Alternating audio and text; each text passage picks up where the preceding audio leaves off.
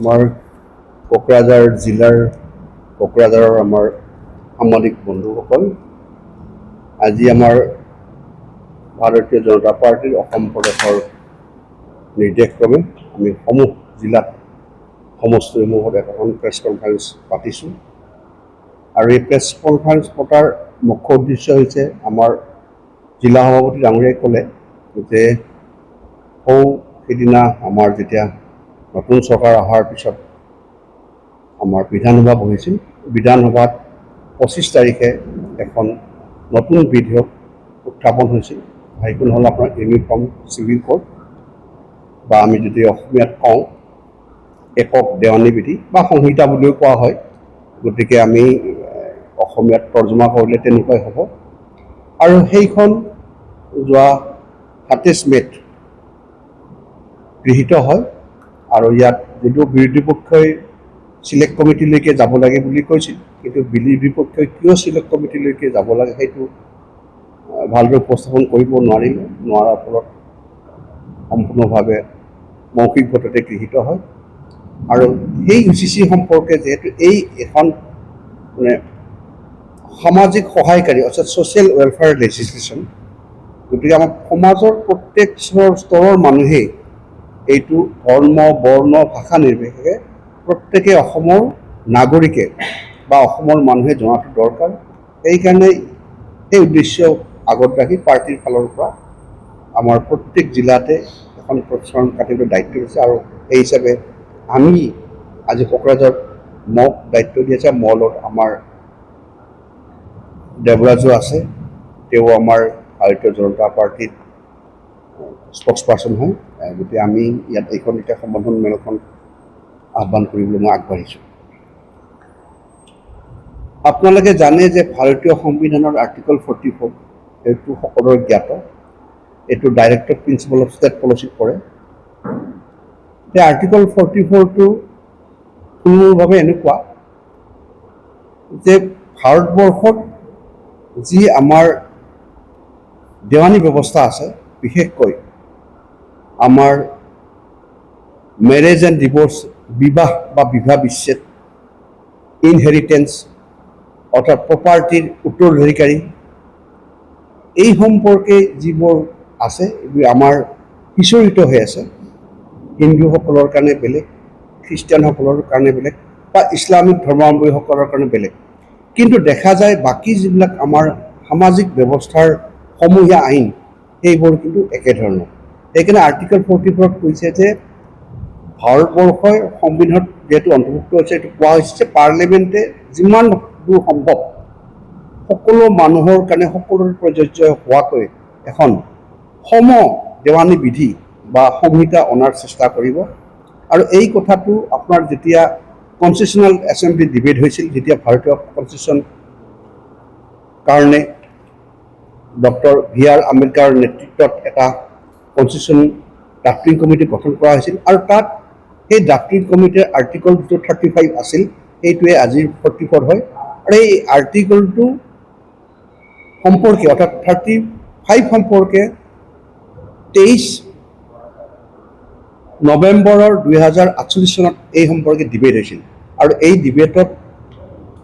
Doctor আম্বেদকাৰে এইটো আহ্বান জনাইছিল যে আমাৰ ভাৰত এখন যিহেতু ডেম'ক্ৰেটিক কাণ্ট্ৰি, গতিকে ডেম'ক্ৰেটিক কাণ্ট্ৰিৰ কাৰণে ইয়াত যিমানবোৰ আইন আছে সেইটো সকলোৰে বাবে প্ৰযোজ্য হোৱাকৈ হ'ব লাগে। আৰু ইতিমধ্যে বাকী যিবোৰ আইন তৈয়াৰ কৰা হৈছে সকলোৰে বাবে সমানে প্ৰযোজ্য হোৱাকৈ বনাইছে। কিন্তু যিটো পাৰ্চনেল ল, যিটো মানুহৰ ধৰ্মানুভূতিত মিছৰ কিছুমান সম্পত্তি, বিবাহ বিচ্ছেদ, সন্তানৰ ভৰণ পোষণ,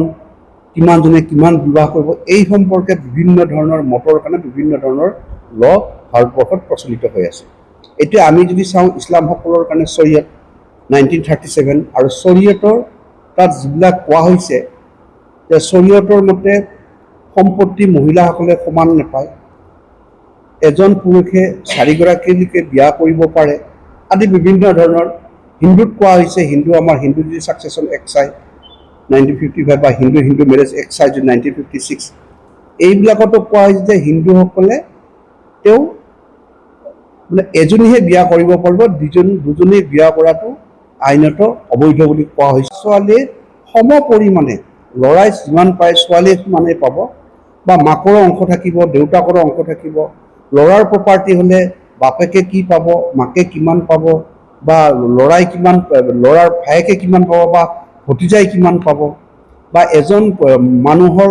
ল'ৰা ঢুকালে ল'ৰাৰ বোৱাৰীয়ে কিমান পাব, বোৱাৰীৰ যদি ঢুকায় তাৰ নাতিয়ে কিমান পাব, এইবোৰ সুন্দৰকৈ তাক লিগেল হেয়াৰ বুলি কোৱা হয়, এইটো ধুনীয়াকৈ সন্নিৱিষ্ট কৰা হৈছে। আৰু তাত সকলোকে সম অধিকাৰ দিয়া হৈছে। যদি এজন নাতিয়েকে যদি সম্পত্তি পায় ককাকৰ পৰা, তেতিয়া বাপেকৰ যিটো অংশ, বাপেকৰ ধৰি লওক 3টা ল'ৰা আছিলে, এই 3টাৰ এটা অংশৰ পৰা তাৰ নাতিসকলে বা সেই যিটো মৃত পুতেক বা মৃত বোৱাৰীৰ সন্তানসকলে সম পাব। এই যে সম বিতৰণ, এই কথাটো কিন্তু বিভিন্ন আমি সমাজত দেখিবলৈ পোৱা নাযায়। তাৰ কাৰণে যে ইউনিফৰ্ম চিভিল কোডটো আনিব লাগে বুলি পেলাই ভাৰতীয় সংবিধানত কোৱা আছে, আৰু ভাৰতীয় সংবিধানত আমি এইটোও কোৱা আছে যে এইটো এনেকৈ কোৱা আছে যে state shall endeavour to secure for citizens a uniform civil code through the territory of India. আৰু এইটো আমি যদি চাওঁ, আপোনালোকে চবৰে জ্ঞাত যে এটা শ্বাহবানু বুলি পেলাই 1985 এটা কেছ হৈছিলে, আৰু সেই কেছটোত মুছলিমসকলৰ যি খোৰাকি বিচাৰে, মানে এজন তিৰোতাক বিবাহ বিচ্ছেদ হোৱাৰ পিছত যি খোৰাকি আছে, সেই খোৰাকিটো অকল মেহেৰটো পায়। শব্দটো মোৰ প্ৰনাউন্স কৰোঁতে অলপ অসুবিধা হ'ব পাৰে, যে মেহেৰ বুলি কয়। অৰ্থাৎ ইছলাম ধৰ্মীসকলৰ যেতিয়া বিবাহ হয়, ৰাতি তেওঁলোকৰ একচুৱেলি ইছলাম ধৰ্মী বিবাহটো একচুৱেলি কণ্ট্ৰেক্ট বুলি কোৱা হৈছে। আৰু কণ্ট্ৰেক্ট বুলি কোৱাৰ লগে তেওঁলোকৰ ৰাতি যেতিয়া বিবাহ হয়, বিয়াত যিটো তেওঁলোকৰ দুই পক্ষৰ কাজিয়ে বিয়া সম্পৰ্কে যে তেওঁলোকক কয় যে কি দাবী আছে আৰু কবুল হ'ব লাগে, আৰু সেই কবুলটোৱে হ'ল মেহেৰটো হ'ল বিবাহ বিচ্ছেদ হ'লে সেইটো তেওঁক দিব লাগে। কিন্তু আমি যদি ভাৰতীয় যিবিলাক ল আছে, অন্য ধৰণৰ ল, বা তেওঁক CRPC বুলি কয়, এতিয়া আৰু ভাৰতীয় নাগৰিক সংহিতা বুলি কোৱা হয়, গতিকে BNS বুলি কোৱা হয়। তো ইয়াত দেখা গৈছে যে 144 যিটো ধাৰা আছে, সেই 44 ধাৰাত যিকোনো মহিলাই পুৰুষৰ পৰা মেইনটেনেঞ্চ বিচাৰিব পাৰে, আৰু সেই মেইনটেনেঞ্চটো কেনেকৈ দিয়া হয়, পুৰুষজনৰ উপাৰ্জন কিমান, আৰু পুৰুষজনে তেওঁৰ এই মহিলাগৰাকী তেওঁৰ লগত ৱাইফ হৈ থাকিলে তেওঁ কিমানখিনি তেওঁৰ সামাজিক মৰ্যাদা অনুসৰি তেওঁক মেইনটেইন কৰিব লাগে, সেই হিচাপে তেওঁক যিটো তেওঁৰ ভৰণ পোষণৰ দায়িত্ব বা কোৰ্টৰ ফালৰ পৰা সেইটো এটা হিচাপ কৰি দিয়া হয়। কিন্তু ইছলাম ধৰ্মত কি আছিলে যে মেহেৰটো যিটো হয়, মেহেৰটো দিয়াৰ পিছত কোনো দায়বদ্ধতা নাথাকে। কিন্তু এইখন আইনত 144 ধাৰাৰ এতিয়া আমাৰ যিখন মানে ভাৰতীয় নতুন সংহিতা আহিছে, বা আগৰ CRPC, তাত 125 ধাৰা আছিলে, তাত এগৰাকী মুছলিম মহিলায়ো তাৰ আইনৰ ভিত্তিত সম পৰিমাণে খ্ৰীষ্টান বা হিন্দুৰ নিচিনাকৈ তেওঁ ভৰণ পোষণৰ খোৰাকি বিচাৰিব পাৰে। গতিকে আমি যদি চাওঁ যে কিছুমান ক্ষেত্ৰত ইতিমধ্যেই সকলোৰে বাবে প্ৰযোজ্য ল আছে, গতিকে তাৰ ক্ষেত্ৰত কিছু আমি দেখিলোঁ যে বিবাহ বিচ্ছেদ, সম্পত্তিৰ ভাগ বিতৰণ আদি কৰি এই দুটা বিষয়ত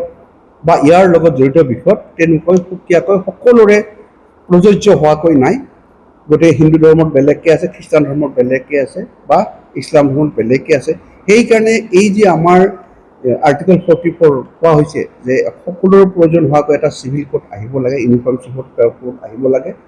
একক দেৱানী বিধি। আৰু অসম চৰকাৰে যোৱা 25 তাৰিখে এইখন সকলোৰে বাবে প্ৰযোজ্য হোৱা এখন আইন বিল প্ৰস্তুত কৰিছিল, সেইখন যোৱা 27 তাৰিখে গ্ৰহণ হ'ল, আৰু এখন আইনত পৰি হৈছে। গতিকে এই সম্পৰ্কে প্ৰয়োগৰ ক্ষেত্ৰত মানুহৰ মাজত কিছু মানে চিন্তাৰ উদ্ৰেক হৈছে প্ৰয়োগ সম্পৰ্কে, আৰু এই প্ৰয়োগ সম্পৰ্কে এটা সজাগতা অনাৰ কাৰণে আমি প্ৰেছ কনফাৰেন্সৰ জৰিয়তে আমি এই ৰাইজৰ গীতাৰ্থে আমি এই কথাখিনি অৱগত কৰিব বিচাৰিছোঁ।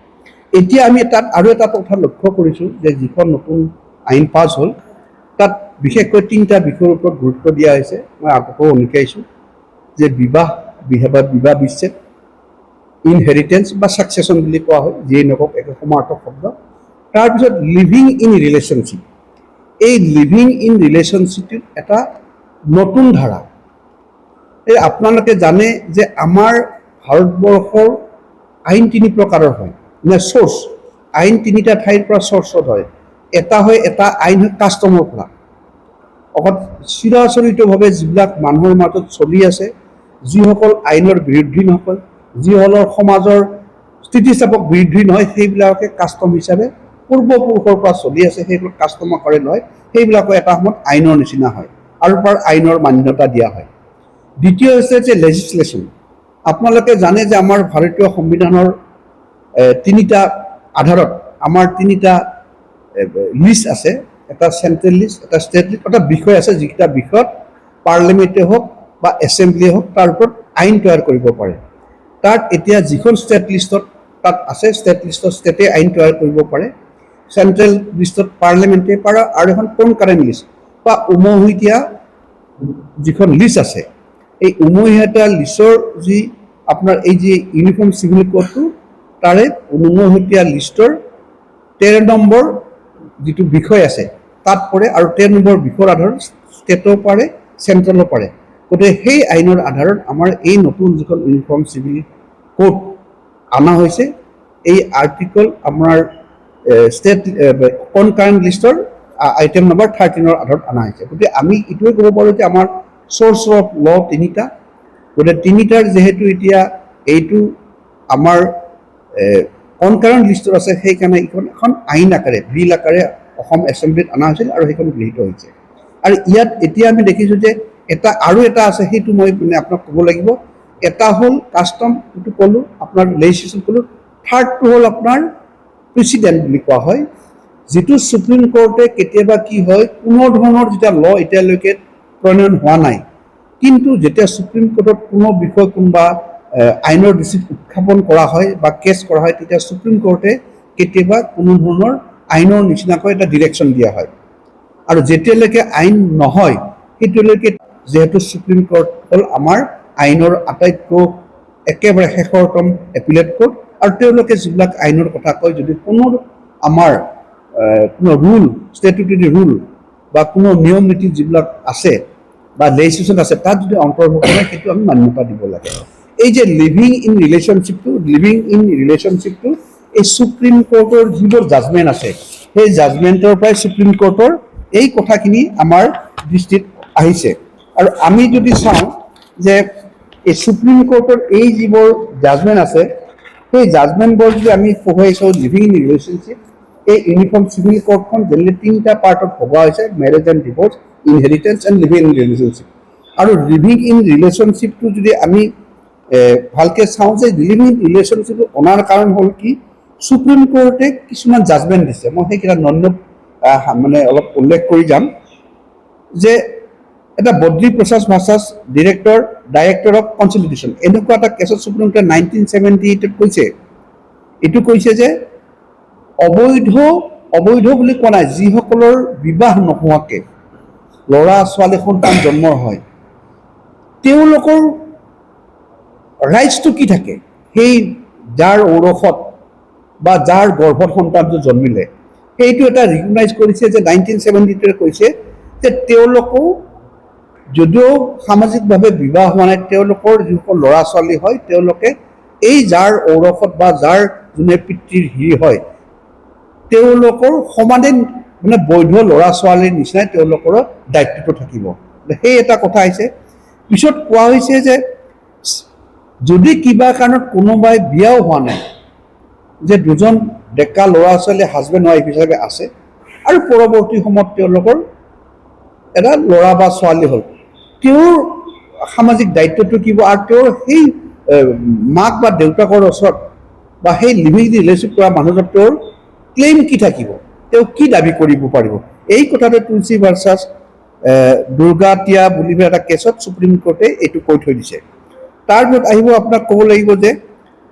ডমেষ্টিক ভাইলেঞ্চ যদি হয়, আমাৰ ডমেষ্টিক ভাইলেঞ্চৰ এখন এক্ট আছে। মহিলাক যদি আমি পৰিবাৰত তেওঁ বিবাহ হৈ অহাৰ পিছত যদি ঘৰুৱা পাৰিবাৰিক অশান্তিৰ কাৰণে যদি তেওঁ কোনো ধৰণৰ অত্যাচাৰৰ বলি হয়, এই কথাত কি কৈছে, এইটো কথা কৈছে, এইটো হ'ল ডি ভেলুস্বামী ভাৰ্চাছ পাটাছফ্ৰম 2010, এইটো সুপ্ৰিম কোৰ্টে কৈছে যে living in relationship qualify as a relationship by nature of marriage.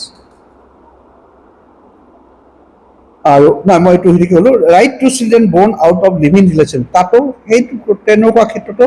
মহিলাসকলক কেনেকৈ প্ৰটেকশ্যন দিয়া হ'ব, কি কথা কোৱা হ'ব, এইটো ধুনীয়াকৈ ইউনিফৰ্ম চিভিল কোডতো অনা হৈছে। আৰু গাইডলাইনৰ ক্ষেত্ৰত যিটো কোৱা হৈছে ৰিলেশ্যনশ্বিপৰ ক্ষেত্ৰত তেওঁলোকৰ সন্তানসকলো এই দায়িত্ব, এইবোৰ সুপ্ৰিম কোৰ্টে 1978 পৰা 2013 বিভিন্ন 4টা জাজমেণ্টত আৰু এইটোত দেখা যায় যে সুপ্ৰিম কোৰ্টে এজন ডেকা ল'ৰা ছোৱালীক মেচুৰ বয়সৰ ল'ৰা ছোৱালীক লিভিং ইন ৰিলেশ্যনশ্বিপত আইনৰ বৈধতা দিছে। গতিকে এই যিটো বৈধতা দিছে সেইটোকে আমি কৈছোঁ যে প্ৰেচিডেণ্ট আমাৰ চ'ৰ্চ অফ ল এটা প্ৰেচিডেণ্ট, আৰু এই সুপ্ৰিম কোৰ্টত এইটো কেইবাবাৰো নিৰ্দেশ দিছে যে দেশত এনেকুৱা ধৰণৰ আইন বনালে আজি যি আমাৰ লিভিং ইন ৰিলেশ্যনশ্বিপৰ ভিতৰত যিসকল ল'ৰা ছোৱালী হ'ব তেওঁলোকে সামাজিক দায়বদ্ধতাৰ ক্ষেত্ৰত, তেওঁলোকৰ ভৰণ পোষণৰ ক্ষেত্ৰত, তেখেতৰ শিক্ষা দীক্ষাৰ ক্ষেত্ৰত, তেখেতৰ নিৰাপত্তাৰ ক্ষেত্ৰত তেওঁলোকৰ আইন এখন বনালে সেইখিনি নিৰাপত্তা পাব বুলি কোৱাৰ ক্ষেত্ৰত এই ইউনিফৰ্ম চিভিল কোডত এই লিভিং ইন ৰিলেশ্যনশ্বিপটো অনা হৈছে। এতিয়া আপুনি চাব, মই দুটা বেলেগ কথা ক'বলৈ বিচাৰোঁ। আমি যে ইছলামিক ধৰ্মৰ কথা কৈ আছোঁ, যে ইছলামিক ধৰ্মৰ এতিয়া যে আপুনি ক'লে ছায়া বানু বুলি ক'লে, তেতিয়া আপুনি সেই কেছটোত সুপ্ৰিম কোৰ্টে এটা কথা ক'লে, সুপ্ৰিম কোৰ্টে কৈছে যে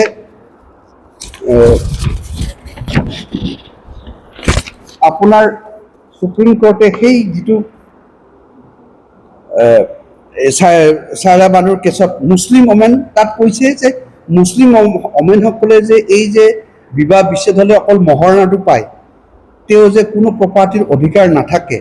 বা তেওঁলোকে যে মেইনটেনেঞ্চ নাপায়, এই কথাটোৰ কাৰণে সুপ্ৰিম কোৰ্টে কৈছে যে Muslim women protection of rights of divorce act 1986 এই সুপ্ৰিম কোৰ্টৰ ছায়া বানু কেছৰ পৰা ডিৰেকশ্যন মতে ভাৰত চৰকাৰে তেতিয়া পাৰ্লিমেণ্টত এখন Muslim women protection of rights on divorce act 1986 আনিছে। আৰু পৰৱৰ্তী সময়ত 2017 আকৌ সুপ্ৰিম কোৰ্টে এটা কৈছে যে মুছলিম মহিলাসকলে বিবাহৰ পিছত যদি ডিভৰ্চ হয় সুৰক্ষিত নহয়, অৰ্থাৎ মানে বিবাহৰ পিছত সুৰক্ষিত নহয়, আকৌ এজন বিবাহ কৰায়, তেতিয়া আকৌ এখন Muslim women protection of marriage act 2019 বুলি এক আহিছে, যিখনত মানে ট্ৰিপল তালাকটো বেন কৰিছে, যে কোনো মানে ট্ৰিপল তালাকটো আইনৰ পৰিপন্থী বুলি কৈছে, আৰু এতিয়াৰ পৰা কোনো মুছলিম মহিলাক ট্ৰিপল তালাক দিব নোৱাৰিব। ট্ৰিপল তালাক দিয়াৰ বিৰুদ্ধে মানুহ ইম'চনেলি খঙতে হয়তো তালাক তালাক বুলি ক'লে, কিন্তু পৰৱৰ্তী সময়ত তেওঁ ভাবে যে মোৰ এইটো কোৱাটো ভুল আছিল নেকি, সেইকাৰণে কৈছে এইটো আনৰিজনেবল আনকনষ্টিটিউচনেল বুলি কৈছে, আৰু এইটো আইনৰ বহিৰ্ভূত against the country to the law বুলি কৈছে। সেইকাৰণে এই গোটেই জাজমেণ্টবোৰ পৰ্যালোচনা কৰি অসম চৰকাৰে এই ইউনিফৰ্ম চিভিল কোডটো আনিছে। এইটো অনাৰ ফলত এতিয়া কি হৈছে যে আমাৰ যিখিনি ভাৰতীয় নাগৰিক, আমাৰ ভাৰতবৰ্ষখন কি হৈছে যে আমাৰ ভাৰতখনৰ ছভৰিন, এতিয়া আমি ছ'চিয়েলিষ্ট ছেকুলাৰ শব্দটো 1976 সংবিধানৰ যি 42 নম্বৰ সংশোধনী আছে সেই সংশোধনী মতে ইনক্লুড কৰা হৈছে। আকৌ তাত ইউনিটি অফ দ্য কাণ্ট্ৰিটোত ইউনিটি এণ্ড ইণ্টিগ্ৰিটি এটা কাণ্ট্ৰি বুলি প্ৰিএম্বলত সোমাই দিছে। Unity and integrity of the country বুলি প্ৰিএম্বলত হৈছে এই একে 1976 যিটো সংবিধান আছিল, মানে সংশোধনী আছিল, তাত সোমাই দিছে। আৰু এইটোৱে কি বুজাইছে যে আমি এইখন দেশ ছ'চিয়েলিষ্ট বুলি কোৱাৰ লগে লগে আমি ইয়াত সকলোকে জাতি ধৰ্ম বৰ্ণ ভাষা নিৰ্বিশেষে সকলোৱে সমদৃষ্টিৰে চাব লাগে, সকলোৱে সমান অধিকাৰ থাকিব লাগে। আৰু আপোনাৰ এটা কথা কৈছে যে ছেকুলাৰ, যদি আমি ভাৰতবৰ্ষখন ছেকুলাৰ বুলি আমি মান্যতা কৰোঁ, ধৰ্মৰ ভিত্তিত এটা সুকীয়া আইন লৈ আমাৰ বিবাহ বিচ্ছেদ বা সম্পত্তিৰ ওপৰত কিয় এখন আইন থাকিব লাগে? যদি ক্ৰিমিনেল ল এখন চবৰ কাৰণে প্ৰয়োজন হয়, বাকী যদি চবৰ কাৰণে প্ৰয়োজন হয়, তে অকল বিবাহ বা বিচ্ছেদ বা সম্পত্তিৰ অধিকাৰ, ল'ৰা ছোৱালীৰ অধিকাৰ, এই অধিকাৰটো কিয় ধৰ্ম অনুযায়ী বেলেগ বেলেগ হ'ব লাগে? যদি আমি ছেকুলাৰ কওঁ, আমি যদি ছ'চিয়েলিষ্ট কওঁ। আৰু এটা কথা কৈছে যে ইণ্টিগ্ৰিটি শব্দটো মই কৈছোঁ 1976 আমি যিটো সংবিধানত যি প্ৰিএম্বলত পাওঁ, fraternity assuring the dignity of the individual and unity of the nation আছিলে, তাত ইণ্টিগ্ৰিটিটো সোমাইছে। এতিয়া যে আমি ইউনিটি শব্দটো যদি আমি ব্যাখ্যা কৰোঁ, ইউনিটি মানে কি? আমি একেলগে থাকোঁ, একেলগে থাকিলেও কিন্তু মনৰ মিল নাথাকিব পাৰে, আমি একেলগে থাকিব পাৰোঁ। আমি এখন বাছত একেখন যাত্ৰী হ'ব পাৰোঁ, আমাৰ ডেষ্টিনেশ্যন গুৱাহাটী পাম, তাৰ কাৰণে এইটো নুবুজায় যে আমি সকলোৰে চিন্তাধাৰা মনবোৰো একে। ইণ্টিগ্ৰিটি বুলি ক'লে পাৰস্পৰিক বুজা পৰা বা সমন্বয়, সেইটো হ'ব লাগিলে আজি এই ল'বোৰ যিবিলাক আমাৰ চিভিল ল' আছে, বিশেষকৈ বিবাহ বিচ্ছেদ, সম্পত্তি বা লিভিং ৰিলেশ্যনশ্বিপ, এইবিলাকৰ সকলো ধৰ্ম বৰ্ণ নিৰ্বিশেষে সমান হ'ব লাগিব। গতিকে সেইকাৰণে যে ইণ্টিগ্ৰিটিটো আৰু ছ'চিয়েলিষ্ট এণ্ড ছেকুলাৰ, এই তিনিটা শব্দ যিহেতু কনষ্টিটিউশ্যনৰ আমাৰ প্ৰিএম্বলৰ মূল ধাৰা, লক্ষ্য উদ্দেশ্য আৰু দেশখনৰ এইখন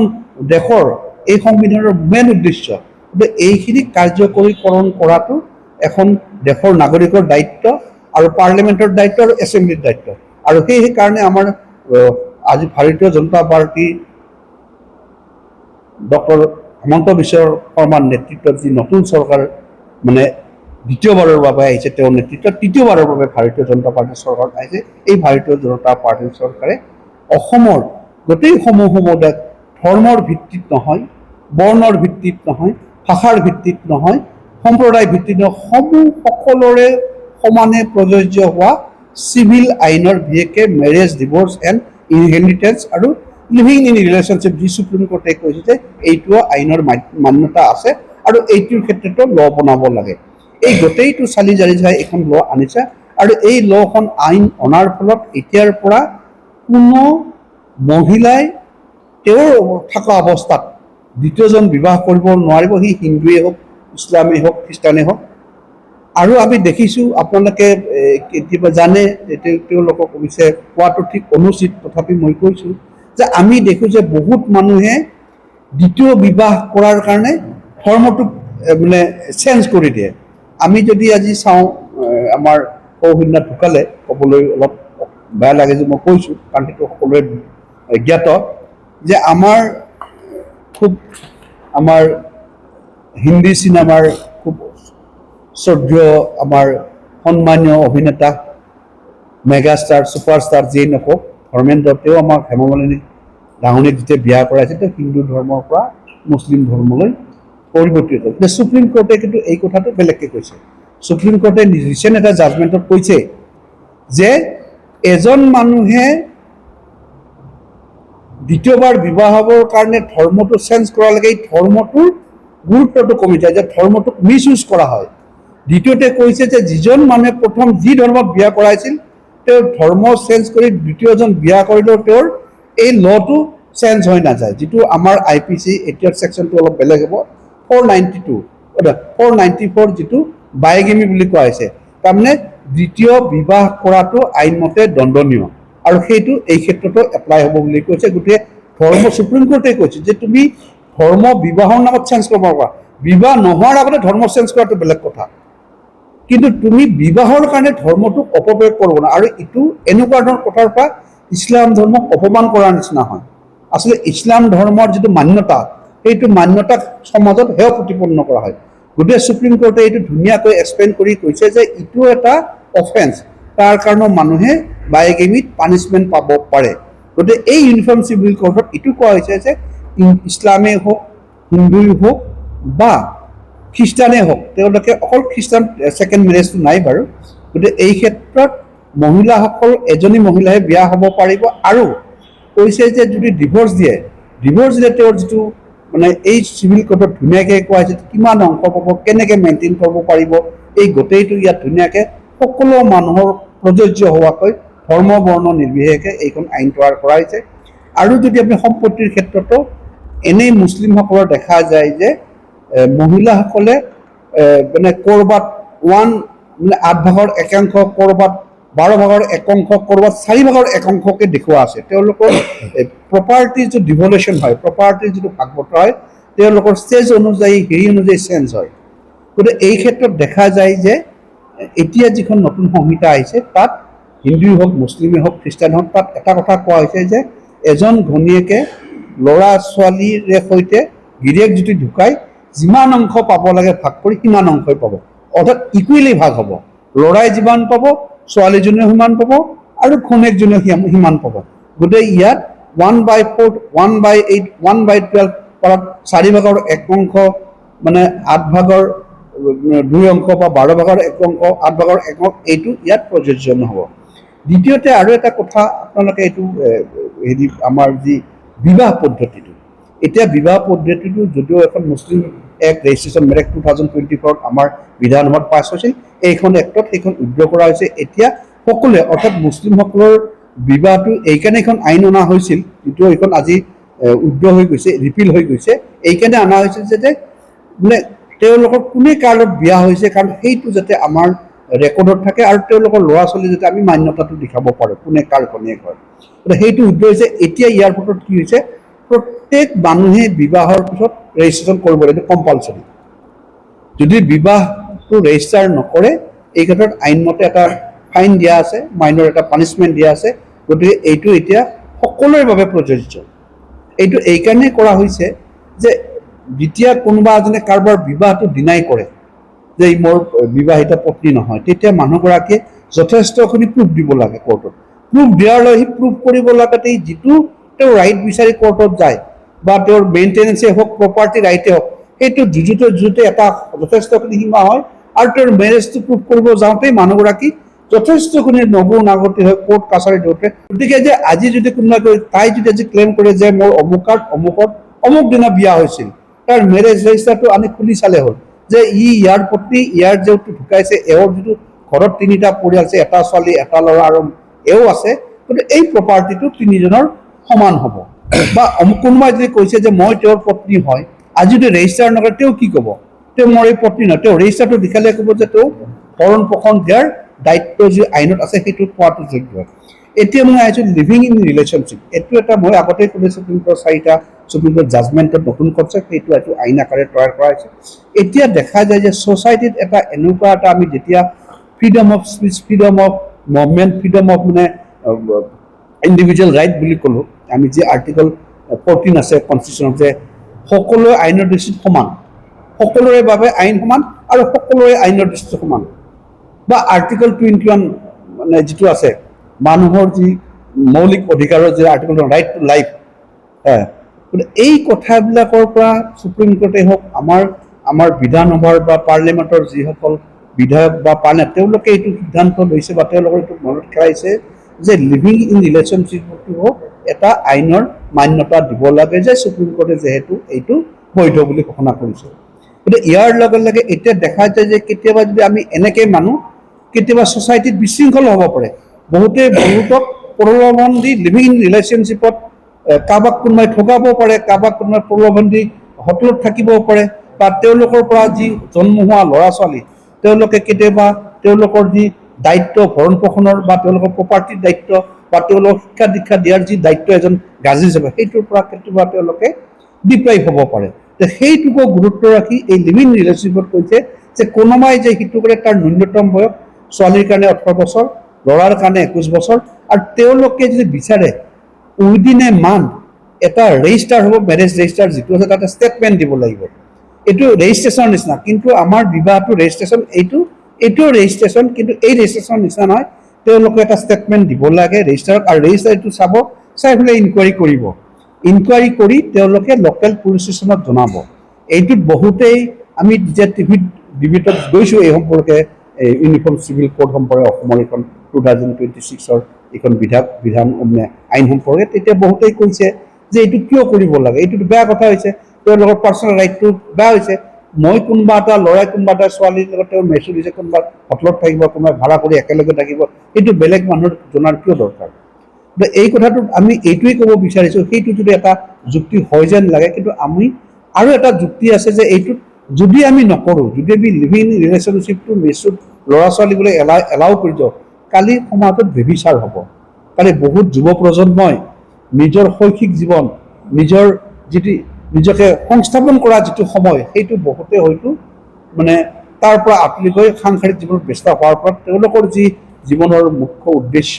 সেইটো হয়তো কেতিয়াবা বিচলিত হোৱা দেখা যায়। সেইকাৰণে এটা চেক এণ্ড বেলেঞ্চ যাতে ইয়াৰ অপপ্ৰয়োগ নহয়, তাৰ কাৰণে এইটো এটা ৰেজিষ্টাৰৰ ব্যৱস্থা কৰা হৈছে। তেওঁলোকে ষ্টেটমেণ্ট দিব, তেওঁলোকে ৰেজিষ্টাৰ কৰিব, কৰাৰ পিছত সেই পুৰুষজনে যাতে আকৌ কোনোবা এজনী দ্বিতীয় মহিলাৰ লগত এইটো ৰিলেশ্যন নকৰে, এওঁলোকৰ মাজত বুজাবুজিটো শেষ নোহোৱালৈকে, বা ছোৱালীজনীয়ে কাৰোবাৰ লগত ৰিলেশ্যন ইতিমধ্যে লিভ ইন ৰিলেশ্যন আছেই আৰু এজনৰ লগত কৰিব যাতে নোৱাৰে। গতিকে এইটো কোৱা হৈছে যিসকলে ল'ৰাই বা ছোৱালীৰ এনি এজন যিকোনো এজনে যদি অসমৰ বাসিন্দা হয় সি অসমত বিবাহটো ৰেজিষ্টাৰ কৰিবই লাগিব আৰু তেওঁলোকৰ এই যদি দেখে যে তেওঁলোকে তাত কিবা অসুবিধা পাইছে ইনকুৱাৰী কৰি তেতিয়া তেওঁলোকৰ লোকেল গাৰ্জেনক বা থানাক জনোৱা হ'ব থানাক জনোৱা এইটোৱে হ'ব যে তেওঁ দিয়া এড্ৰেছটো তেওঁ দিয়া কথাখিনি হয় নে নহয় তেতিয়া থানাই ক'ব যে হয় এইজন মানুহ অমুকৰ ল'ৰা হয় বা এইজনী ছোৱালী অমুকৰ হয় অমুক হয় এনেকুৱা তাই বিবাহিতা নহয় এইটো এনেকুৱা বাকী তেওঁলোকৰ পাৰ্চনেল হেৰিত কোনো কাৰণত ইণ্টাৰফেয়াৰ কৰিব বুলি এই আইনত নাই যদিও বহুতে অপব্যাখ্যা কৰিছে বা এইটোৱে বহুত মানুহৰ ফ্ৰীডমত হস্তক্ষেপ কৰিব বুলি কৈছে যে ৰেজিষ্টাৰ হ'লে বা এনেকুৱা ধৰণৰ পুলিচক ইনফৰ্ম কৰিলে গাৰ্জেনক ইনফৰ্ম কৰিলে কিন্তু আপুনি ভাবেই নেকি যে এজন ছোৱালীক কোনোবাই নি লিভিং ৰিলেশ্যন বুলি দহজনলৈ সম্পৰ্ক কৰিব আপুনি ভাবে নেকি যে এজন ল'ৰাই লিভিং ৰিলেশ্যন বোলে বেলেগৰ লগত লিভিং ৰিলেশ্যন থকা ছোৱালীৰ লগত সম্পৰ্ক কৰিব যদি কালি তেওঁৰ পৰা ল'ৰা ছোৱালী হয় আৰু এজনী লিভিং ৰিলেশ্যনৰ পৰা দুটা হ'ল আৰু এজনৰ পৰা দুটা হ'ল আৰু এটা পুৰুষৰ কাৰোবাৰ পৰা আৰু দুটা বাপেক ওলায় তেতিয়া ছ'চাইটিত কেওছ হৈ নাযাব জানো তেতিয়াতো আকৌ মাল্টিপল অফেন্স হ'ব যে নহয় বোলে মই তাৰ লগত আছিলোঁ মোৰ লগত আছে এইটো মোৰ নহয় তেতিয়া আমি হয়তো DNA টেষ্টলৈকে যাব লাগিব যিটো এটা চাইণ্টিফিক প্ৰুফ সেইবোৰ যোৱাৰ কাৰণে যাতে সেইটোলৈ নাযায় মানুহক সেইকাৰণে এই আইনখনে মই ভাবোঁ আমাৰ যি উঠি অহা যুৱ প্ৰজন্ম যিসকলে এনেকুৱা ধৰণৰ লিভিং ৰিলেশ্যনশ্বিপত থাকে আৰু এইটোও দেখা যায় যে আজিকালি ল'ৰা ছোৱালীসকলে জেনেৰেলি অৰ্থনৈতিকভাৱে স্বাৱলম্বী নোহোৱাৰ বাবে হওক কেতিয়াবা মানে লিভিং ৰিলেশ্যনশ্বিপত থাকে বিয়াটো পাতিব নিবিচাৰে তেওঁলোকৰ তেতিয়া হয় সুবিধাজনক হয় গতিকে সেইকাৰণে লিভিং ৰিলেশ্যনশ্বিপ আজি যিখন আইন তৈয়াৰ কৰিছে এইটোত বৰ ধুনীয়াকৈ আছে আৰু ইয়াত কথা কৈছে যে যদি কোনোবাই এইটো ভংগ কৰে তাৰ কাৰণে পানিছমেণ্ট আছে যদি কোনোবাই এমাহৰ ভিতৰত এইটো ৰেজিষ্টাৰ নকৰে আৰু ফাইন আছে আৰু ৰেজিষ্টাৰ কৰাটো একেবাৰে বাঞ্ছনীয় আৰু তেওঁলোকৰ যিটো মই কৈছোঁ যে লিভিং ৰিলেশ্যনশ্বিপত থকা ল'ৰা ছোৱালীয়েও সম্পূৰ্ণভাৱে নিজৰ বিবাহ পাতি সামাজিকভাৱে দায়বদ্ধ বিবাহ পাতি যি ধৰণৰ মানে আইনী ব্যৱস্থা আছে তেনেকুৱা ধৰণে তেওঁলোকে সম্পত্তি আৰু প্ৰপাৰ্টিৰ পৰা তেওঁলোকে সম্পূৰ্ণ দায়িত্ব পাব গতিকে ইয়াৰ পিছত মই আৰু এটা মানে কথা ক'ব বিচাৰিছোঁ বাকী এইবোৰ আমি ক'লোঁ এতিয়া আমাৰ আহিলে জনজাতিসকলক কিয় ইয়াৰ পৰা বাহিৰত ৰখা হয় এতিয়া সিদিনাখনে এছেম্বলিত এজন বিধায়কে তেওঁ কৈছে যদি সকলোৰে কাৰণে সমান সকলোৰে বাবে প্ৰযোজ্য যে জনজাতিসকলক এই আইনৰ পৰা কিয় আওতাৰ বাহিৰত ৰখা হ'ল আপোনালোকে জানে যে জনজাতিসকলক জনজাতি স্বীকৃতি article 342 of the constitution of India article 342 হয় তাত লিখা আছে যে প্ৰেচিডেণ্টে কোন ৰাজ্যত কোন জনজাতি হ'ব সেইটো নটিফাই কৰিব পাৰে আৰু সেইটো যদিও প্ৰেচিডেণ্টে নটিফাই কৰে তাৰ আগত পাৰ্লিমেণ্টাৰী প্ৰচিডিউৰে যায় মানে সংসদৰ উত্থাপনৰ সংসদে পাছ কৰাৰ পিছত প্ৰেচিডেণ্টে নটিফাই কৰে আৰু যদি আমি চাওঁ যে হু আৰ শিডিউল ট্ৰাইব আপুনি চাব আৰ্টিকল 366 যে 25 ক্লজ আছে তাতে জনজাতি কোন কোৱা আছে জনজাতি কোন বুলি যিটো ডেফিনেশ্যন তাত কোৱা হৈছে যে জনজাতিসকলে এটা সুকীয়া কাষ্টমাৰ মই আগতেই কৈছোঁ যে চ'ৰ্চ অফ ল 3 প্ৰকাৰৰ এই যে কাষ্টম বুলি কৈছে যে ভাৰতবৰ্ষ স্বাধীনতা হোৱাৰ আগত ব্ৰিটিছ অহাৰ আগত আমি কাষ্টমাৰী লতে আছিলোঁ ব্ৰিটিছ অহাৰ আগত আমাৰ যিবোৰ ল আছিল সেইবোৰ চব কাষ্টমাৰী ল আছিল ব্ৰিটিছে কিছু কডিফাই কৰিলে কিছু ল ভাৰতৰ স্বাধীন হোৱাৰ পিছত কডিফাই কৰিলে যেনে হিন্দু মেৰেজ এক্ট 1955 নহয় জানো যে হিন্দু ছাকচেছন 1956 আফটাৰ এইবোৰ আমাৰ আগতে কাষ্টম আকাৰে চলি আছিল আৰু সেইবিলাক কডিফাই কৰা হৈছে এতিয়া জনজাতিসকলৰ যিবিলাক এতিয়া কাষ্টম চলি আছে সেইবোৰ বহু পুৰণা আৰু আমাৰ লত কৈছে এটা কাষ্টম হ'ব লাগিলে 9টা ক্ৰাইটেৰিয়া লাগে এটা হ'ল আপোনাৰ ইমেমৰিয়েল এণ্টিকুইটি তাৰমানে কাহানি দিনৰ পৰা চলি আছে কোনো নাজানে চলি আছে দ্বিতীয় কণ্টিনিউটি চলিয়ে আছে দেন এনজয় আৰু সেইটো সকলোৱে মান্যতা আছে এইটোৱে আমাৰ প্ৰচলিত নিয়ম আৰু এই চাৰ্টেইনটি এইটো ডেফিনিট হ'ব লাগিব কণ্ট্ৰাডিকশ্যন থাকিব নোৱাৰে নহয় বোলে ইটোৱে নহয় বোলে ইটোৱে এটা দ্বন্দ্ব হ'ব নোৱাৰে যে ইটো হয় ইটো নহয় এনেকুৱাকৈ চাৰ্টেইনটি সঠিক হ'ব লাগিব তাৰপৰা ৰিজন আৰু এটা ৰিজন থাকিব লাগে এইটো যে আমি মানিছোঁ কি ৰিজন আছে যদি আপুনি এটা কাষ্টমত থাকে যে ছোৱালী জন্মিলে ছোৱালী আমাৰ মাৰি পেলাব পাৰে কথা এটা কৈছোঁ কিন্তু কাষ্টম হ'লে এগেইনষ্ট দ্য ল ল'ৰ এগেইনষ্টে হ'ব নোৱাৰে সেইকাৰণে ইয়াত কৈছে যে কনচিষ্টেঞ্চি উইথ দ্য জেনেৰেল যিটো ল আছে ল'ৰ এগেইনষ্টে যোৱা হ'ব নোৱাৰে আৰু কৈছে যে কনফৰ্মিটি উইথ দ্য ষ্টেট আৰু যদি কোনোবা ষ্টেটত যদি ল আছে তাৰ লগত কনফৰ্মিটি হ'ব লাগিব আৰু কম্পেটিবলি উইথ দ্য আদাৰ কাষ্টম আৰু এটা জাতিৰ যি কাষ্টম আছে সেই কাষ্টমৰ লগত সহাৱস্থান কৰিব লাগিব আৰু কোৱা হৈছে যে লোকেল ল আৰু এইটো লোকেল জেগাতে হ'ব লাগিব আজি আমেৰিকাত চলা ইণ্ডিয়াত চলা বস্তু এটা কাষ্টম হ'ব নোৱাৰে আজি কোকৰাঝাৰত চলা হেৰি এটা ডিব্ৰুগড়ত কাষ্টম হ'ব নোৱাৰে বা জনগোষ্ঠী হিচাপে হ'ব পাৰে গতিকে এই জাত যি নৌতা যাৰ যি এই বৈশিষ্ট্য যি আছে সি হ'ল কাষ্টম আৰু এই বৈশিষ্ট্যতা জনজাতিসকলে আজি বিবাহ ডিভোৰ্চ বা ল'ৰা ছোৱালীৰ যি আপোনাৰ অধিকাৰ কিন্তু তেতিয়া লিভিং ইন ৰিলেশ্যনটোত নাছিল বাৰু এই ক্ষেত্ৰত এইকেইটা থকাৰ কাৰণে জনজাতিসকলক বাদ দিয়া হৈছে আৰু জনজাতিসকলৰ স্বীকৃতিটো চেণ্ট্ৰেল গভৰ্ণমেণ্টৰ চেণ্ট্ৰেল লিষ্টত আছে কনকাৰেণ্ট লিষ্ট বা ষ্টেট লিষ্টত নহয় এই লেখন যদি যিহেতু ষ্টেটে বনাইছে বিষয়টো যিহেতু চেণ্ট্ৰেল লিষ্টত সেইকাৰণে ষ্টেটে জনজাতিসকলৰ আইন বনোৱাৰ ক্ষেত্ৰত বিশেষকৈ বাধা আছে যদি চেণ্ট্ৰেলে বনাই বেলেগ কথা প্ৰথম এটা বাধা আছে দ্বিতীয়টো কথাটো হৈছে যে অসমৰ জনজাতিসকলে এটা সুকীয়া বৈশিষ্ট্যৰে সুকীয়া কাষ্টমাৰী ৰীতি নীতিৰে আহিছে আৰু য'ত দ্বন্দ্ব হোৱা নাই আজি যেনে আমি ক'বলৈ গৈছোঁ যে হিন্দু ছাকচেছনক যেনেকৈ ল'ৰা ছোৱালীক পিতৃ সম্পত্তি দিয়াৰ যি সমবিতৰণ আছে